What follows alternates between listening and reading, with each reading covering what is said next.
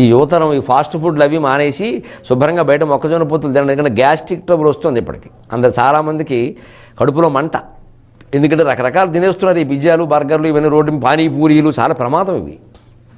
దాని బదులుగా రుచికి రుచి, శుచికి శుచి మొక్కజొన్న పొత్తుల్లో ఇంకా ఏమీ కలపాలనే ఆలోచన అమెరికా వాడికి రాలేదు. ఎందుకంటే వాటి మీద ఏం లాభాలు వస్తాయని వాడు అనుకోవట్లే. ఆ దుర్మార్గుడు కళ్ళ పడకముందే మన మొక్కజొన్న పొత్తుల్ని మనం తింటే హాయిగా ఉంటుంది. ఆ వర్గాల పాపాన్ని బలహీన వర్గాలు వాళ్ళు పాపం కింద కూర్చొని ఏదో చిన్న కుంపటెట్టుకుని ఉసురుకుంటూ ఉంటారు. వాళ్ళని ప్రోత్సహించినట్టు ఉంటుంది.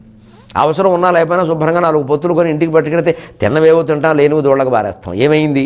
వాళ్ళు బాగుంటారు. ఈ దృష్టితో కొంత ఆలోచించాలి. ఈ 10 రూపాయలు పెట్టి పొత్తుకుంటే ఏమవుతుంది? ఏసీ రూమ్ ఏదో పెద్ద టెక్స్టైల్ షోరూమ్కి వెళ్ళావు, ఓ దుప్పటే కొన్నావు, 7 రూపాయలు అన్నావు, మానేవా? ఈ 10 రూపాయల కోసం ఆలోచించేది. ఎప్పుడు చిన్న చిన్న వృత్తుల వాళ్ళని మనం నష్టపోయినా సరే ప్రోత్సహించాలి. ఈ 10 రూపాయల గురించి ఆలోచించదు. మనకి 10 రూపాయలు, వాడికి 10,000. సమాజాన్ని బాగు చేయడం అంటే అదే.